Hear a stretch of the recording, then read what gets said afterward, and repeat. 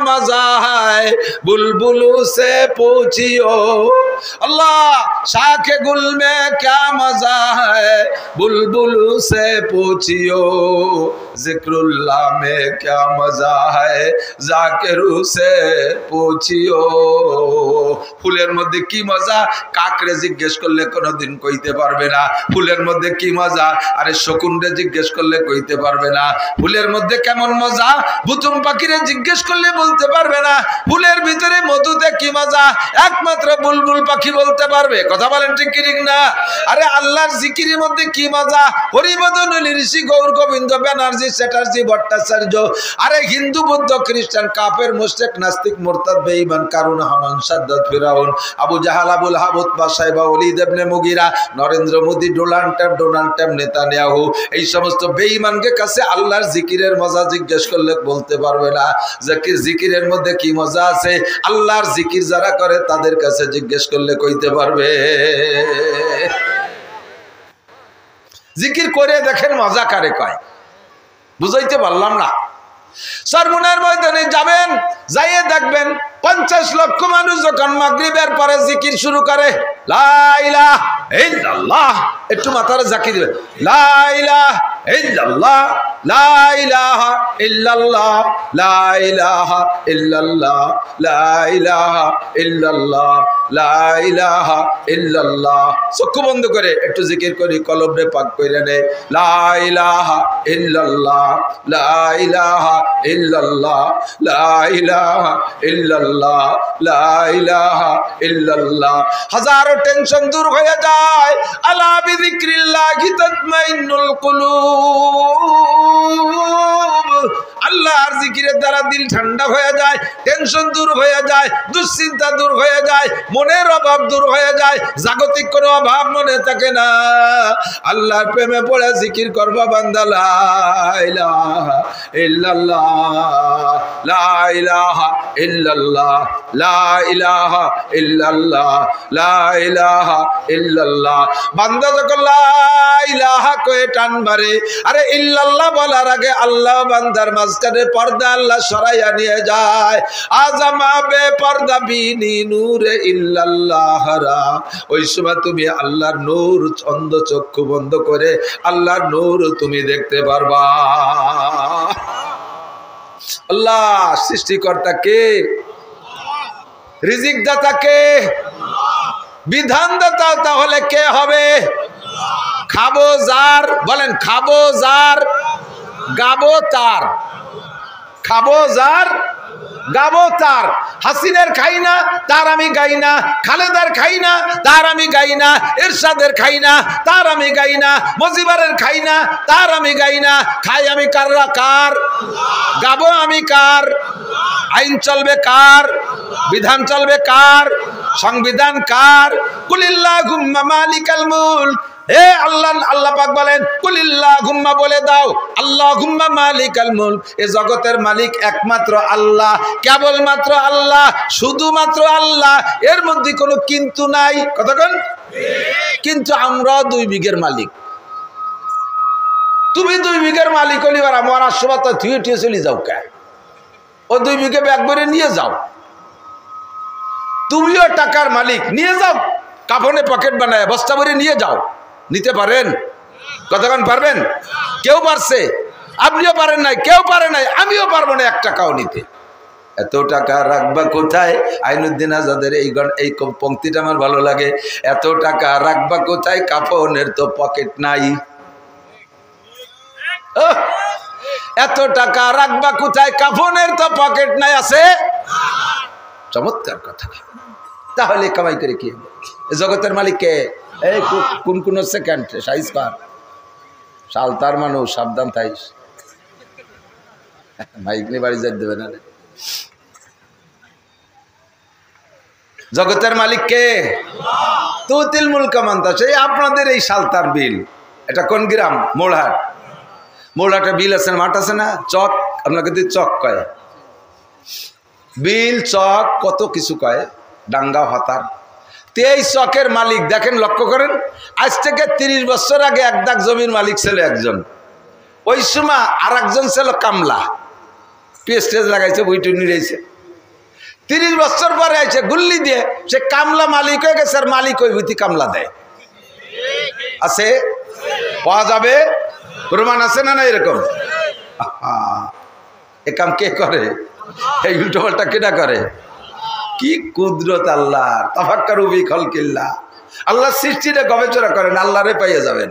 ওই জায়গায় তো আল্লাহর কুদরত। একই মাটির থেকে খেজুর গাছের রস নেয়। খেজুর গাছের রস হয় কোন জায়গা? গোড়ায় না মাথায়? কোন জায়গা? গোড়ায়ও রস নাই তা না, কাটিয়ে দেহেন একটু বাইরে হয়। জিব্বে দিয়ে সাইটিয়ে দেহেন তা মিঠে না নুনতা? নুনতা নুনতা না? আর সেই মাটির থেকে আখে রস নেয়, গ্যান্ডারি আখে রস নেয়। ওর রস কোন জায়গা মিঠে আর কোন জায়গা নুনতা? ওর গোড়ায় মিঠে, আগায় নুনতা।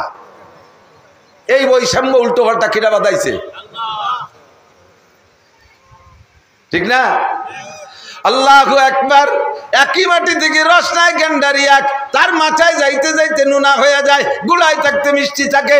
আর ওই মাটি থেকে রস নাই খেজুর গাছ, ওর গুড়ায় থাকতে নুনতা থাকে, মাথায় যে মিঠে হয়ে যায়। তাফাক্কারু ফি খালকিল্লাহ ওয়ালা তাতাফাক্কারু বিল্লাহ। খুঁজে পাই না কুদরত কোত্থেকে আসে। এ ভাই আমার কাছে জব দেন, আমাকে দেশে মুরগিতে ডিম পাড়ে না?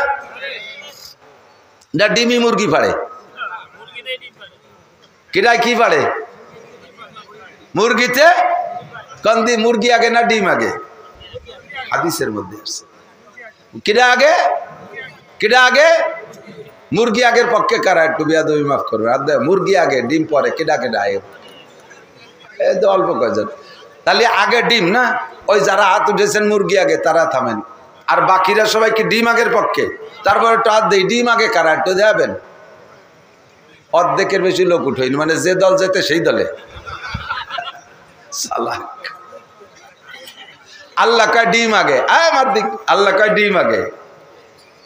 মুরগিতে হাইটে বেড়াতে পারে, একটা ডিম রে থুয়ে দিলি কে সে হাইটে বেড়াতে পারে? ডিমকে হাঁটতে পারে? মুরগিতে কুটকুট করে, ডিমি কি করে? মুরগিতে খায়, ডিমি কি খায়? তাহলে মুরগি তাজা, ডিম মরা। মুরগি তাজা, ডিম। আল্লাহ কয় তুখরিজুল হাইয়া মিনাল মাইয়িতি ওয়া তুখরিজুল মাইয়িতা মিনাল হাই। আমি আল্লাহ পাক জীবিতকে বের করি মরার থেকে, তাজারে বের করি মরার থেকে। তাজা মুরগি মরা ডিমের থেকে আমি বের করি। তাহলে বোঝা যায় আগে ডিম বানাই পাঠাই দিচ্ছে, পরে তার মধ্যে তাজা মুরগি বেরোইছে। কথা বোঝেন নাই? তুখরিজুল হাইয়া মিনাল মাইয়িত, মরা ডিমের থেকে আমি তাজা মুরগি বের করি। এরপরে কি করি? অতুখরিজুল মাইয়িতা মিনাল হাই। এরপরে একবার জানিয়ে গেছে, এরপরে যত মরা সব এই তাজার পেটেতে বেরোয়। তাফাক্কারু ফি খালকিল্লাহি ওয়ালা তাতাফাক্কারু ফিল্লাহ। জগতের মালিক কে? আবার কয়ে নেই ভাই, আল্লাহ। এই জন্য সংবিধান কার হবে? আমার আল্লাহ সংবিধান পাঠায় দিয়েছে। 30 পারা কোরআন শরীফ সংবিধান। কয় পারা? 104খানা আসমানি কিতাবের ভিতরে আপনারা শ্রেষ্ঠ উম্মত, এই জন্য শ্রেষ্ঠ কিতাবটা বরাদ্দ রাখছে আপনাদের জন্য। খুশি হবেন না? বলেন আলহামদুলিল্লাহ। আপনারা শ্রেষ্ঠ উম্মত, আমি কই না, আল্লাহই বলে দিয়েছে। আল্লাহ কুনতুম খায়রা উম্মাতিন উখরিজাত লিন-নাস তা'মুরুনা বিল মারুফি ওয়া তানহাউনা আনিল মুনকার। আদম থেকে নিয়ে তোমাদের আগ পর্যন্ত যত উম্মত আমি পাঠাইছি, সমস্ত উম্মতের মধ্যে তোমরা শ্রেষ্ঠ উম্মত। এর কারণ হলো তা'মুরুনা বিল মারুফি ওয়া তানহাউনা। দিক তুমি সর্বশ্রেষ্ঠ উম্মত। বলছে কে? জোর হলো না? আল্লাহ বলছে আপনি সবচেয়ে শ্রেষ্ঠ। তবে শ্রেষ্ঠ হওয়ার কারণ কি? শ্রেষ্ঠ হওয়ার কারণ হলো তা'মুরুনা বিল মারুফ, যত ভালো কাজ আছে সৎ কাজের আদেশ দেবেন, তাহলেই আপনি শ্রেষ্ঠ। 2 নম্বরে অসৎ কাজের নিষেধ করবেন, অসৎ কাজের বাধা দেবেন। সৎ কাজের আদেশ, অসৎ কাজের নিষেধ করলেই আপনি শ্রেষ্ঠ উম্মত। শ্রেষ্ঠ উম্মতের জন্য শ্রেষ্ঠ গাইড, শ্রেষ্ঠ সংবিধান লাগবে, তার নাম কোরআন। 30 পারা কোরআন শরীফ আমাদের জন্য নাজিল করেছে। বলেন আলহামদুলিল্লাহ। এই 30 পারা কোরআন শরীফের একটা শব্দ কি মিথ্যে? আবার সন্দেহ আছে? ভুল আছে কোন জায়গা? একটা জের জবর নুক্তা পেশ কোথাও গলত নাই। বলেন আলহামদুলিল্লাহ। 1500 বছর আগে যেভাবে নাজিল হয়েছে এখনো সেভাবে আছে, কিয়ামত পর্যন্ত চলতে থাকবে। তবে যখন আপনি কোরআনের সাথে অসৎ ব্যবহার করবেন, তখন একদিন দেখবেন যে সাদা সাদা কাগজ পড়ে রয়েছে, ওর মধ্যে অক্ষর নেই। জিবরিল আলাইহিস সালামকে একদিন আল্লাহ নবী জিজ্ঞেস করছে, ভাই জিবরাইল, এক এক ফেরেশতার এক এক দায়িত্ব। মিকাইল আলাইহিস সালাম হলো খাদ্যমন্ত্রী, উনি ম্যাকট্যাক চালায় বেড়ায়, কোন কোন দেশে ফসলতি হবে শেষ এইগুলো দিয়ে বেড়ায়। তো উনার দায়িত্ব ওই।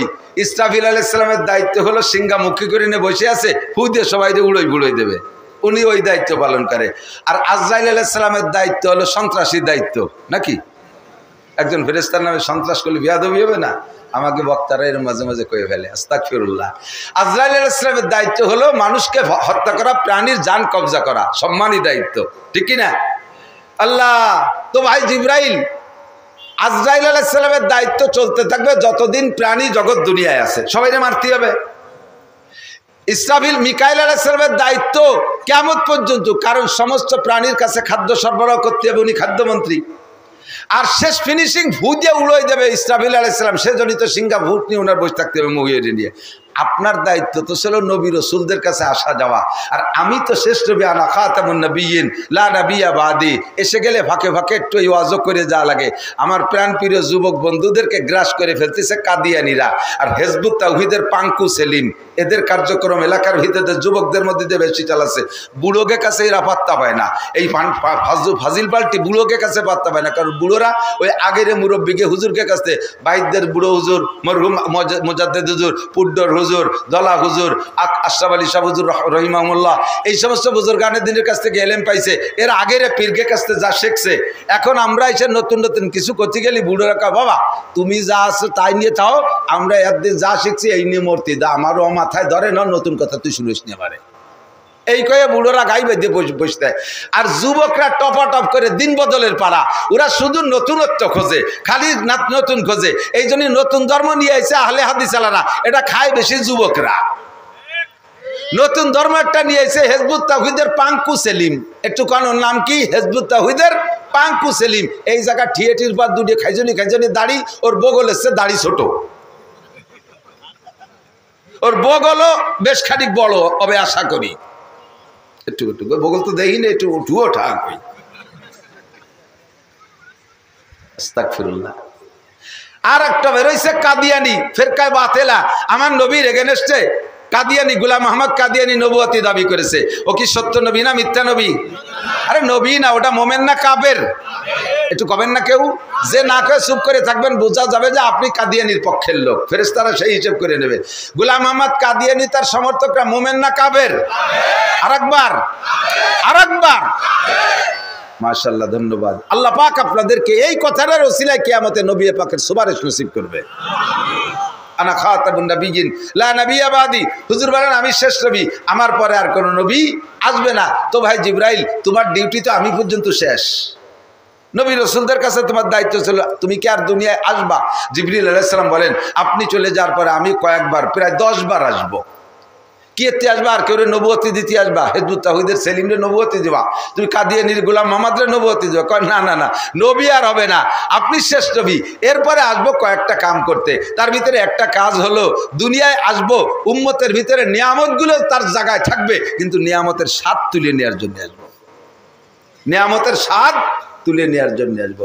দুধ থাকবে জায়গায়, দুধে ঘ্রাণ থাকবে না। মুরব্বীরা সাক্ষী দেন, এখন তো গাই ফান পালতেছে, অ্যাভেলেবেল হয়ে গেছে, সব কিছুই পর্যাপ্ত পাওয়া যায়, কোনো কিছুর অভাব নাই।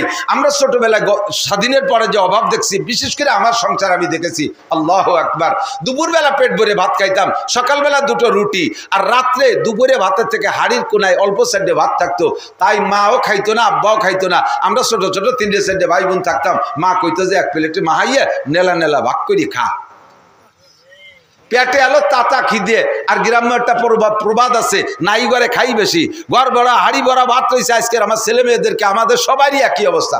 আমার মাই এরে খাওয়াইতে করলি সে কোনো মতে খাবে না, কয় যে 20 টাকা না দিলি খাবো না। ভাত খাবে সে, উপকার হবে তার, তারে 20 টাকা না দিলি খাবে না। একটা পুতা হয়েছে আমার, পুতা কামাগো দিক, ছেলেরে পুতা, আপনাকে দিক কি কয় জানি না, নাতি ভূতা যাই হোক, এই ডিসেম্বরে তার 2 বছর হবে। একটু কথা কয়, ভাত খাতি কইছে খাবে না, কয় না খাবো না। আমি কই তা খাও দাদা, কয় না খাবো না। কয় টাকা দাও, 20 টাকা ভগাটিতে বাড়াই দিছি, তারপরে 2 লেলা খাইছে। আমরা কি অভাবে ছিলাম, ভাত খাওয়ার, ভাতের কষ্ট আমরা উপভোগ করছি। কথা কন ঠিক না? কত অভাব চলে গেছে বাংলাদেশের উপর দিয়ে। আল্লাহু আকবার। সেই সময় মা 1 পোয়া দুধ ব্যবস্থা করত, তার ভিতরে 1 সের পানি দিত, সেই 1 সের পানি দিয়ে জ্বালাইতো, একটু